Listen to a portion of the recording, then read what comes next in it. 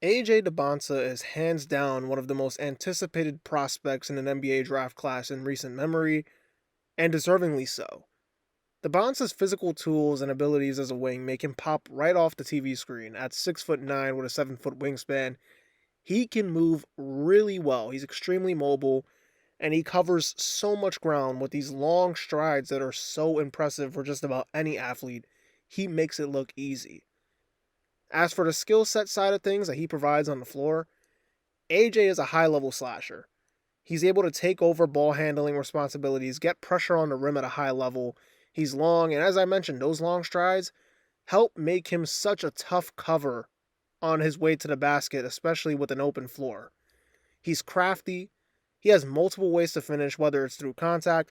He uses fakes very well. He finds angles, got good footwork, and that's something that I'm really impressed with because I think he plays with this pro level patience, especially when he is trying to get to the basket and, find those ways to score, making it easier for him to get to the rim. He's very patient and he has a very professional approach in doing so. He's hard to cover. And when he puts his head down and decides to go to the rim, it's basically, it's good luck at that point with the way he is as an athlete. As a shooter is where Dybantsa could still use some work mechanically. He has some pros and some cons. He has some high elevation he gets in his shot. Also can shoot a flat ball at times, but I think he has some upside. He's more comfortable going off the dribble. He gets to his mid-range spots where he's really effective. He's really methodical in this area where he gets to the middle of the floor. Like I said, the patience while backing down his man. And he just rises above his defender and he hits tough shots. He is a tough shot maker, no doubt about it. Sometimes I guess you'd want to see, better shot selection out of AJ, but as a mid-range scorer, I think he's going to be really effective from day one. Now, as an outside threat, I think there is, a little more work to be done. Doesn't really shoot a high volume of three-point shots, but, when you get to the rim and when you get to the mid-range like he can, I guess it's not like the greatest concern, but I would like to see him up the volume, especially at the next level. He's coming to his freshman year. He had some issues in high school being a consistent three-ball, shooter. But, he'd much rather get to his mid-range spots and then pull from beyond the arc, and it shows because, like I said, the volume's low. He's been I guess, average three-point shooter so far in his college career. And I think there's some upside just in general as a shooter. If he becomes an above average three-point threat, I think he's going to be one of the top players in the sport, but that's something he needs to work on in my opinion. As a ball handler, playmaker, whatever you want to call it, I think he's reliable to be a ball handler, especially as a wing. He's really just poised in his scoring opportunities when he's handling the ball. He's a willing passer. He's not like this elite passing wing, but he's a willing passer. He can make some good decisions, some rough decisions. It's spotty sometimes.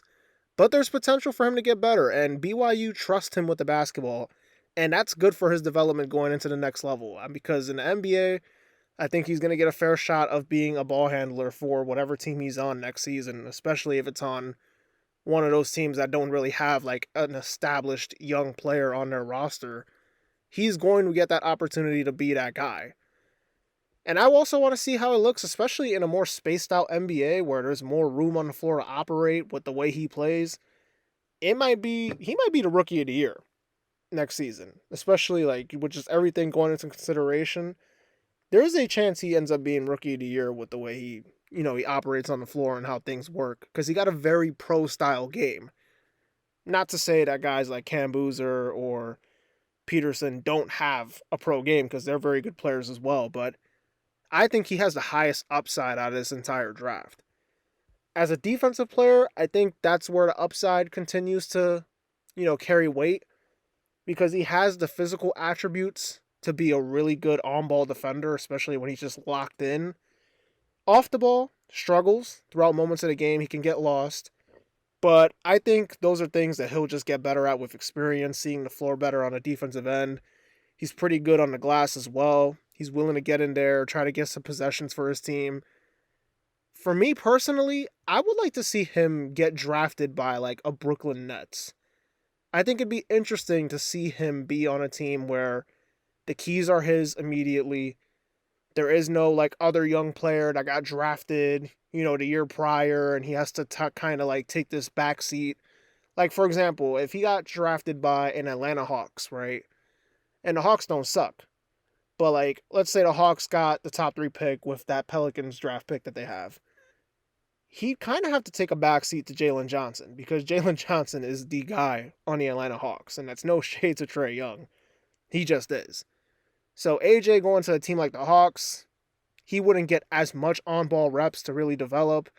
It might take a little time. Obviously, he could still grow into being an elite player anyways, but I want to see him get thrown into the fire and be with a team where he is the face of a franchise. You throw him in Brooklyn, and, they obviously never compete with the Knicks to be like the big team in the city, but you give the Nets a franchise player, a face of a franchise that hasn't had one of those since like the days of when they drafted Brook Lopez and they were the New Jersey Nets. And yeah, that's no shade to Brook Lopez, but the fact that Brook Lopez was like their last franchise player that they drafted that I could think of, kind of disappointing, even though he had a good Nets career. So, I like to see him go to a Brooklyn. I'd like to see him go to a Washington, one of those kind of teams, and just do his thing because, like I mentioned before, I think he has the highest upside out of anybody in this draft. And when you're a wing player and you have those skill sets, he can be dynamic. And it's going to be interesting to see him in the NBA next season with how much hype he's had basically since he's been in high school. Anyways, that's going to do it. Don't forget to like, comment, and subscribe. Go check out my previous video on the Oklahoma City Thunder and their basically upcoming dynasty that they have going on right now. Where AJ Dybantsa, speaking, we can just throw them all together. There's a chance he could be on the Oklahoma City Thunder. Who knows? So, yeah, go check that video out. This has been a checkup, and I'll see y'all in the next video. Peace.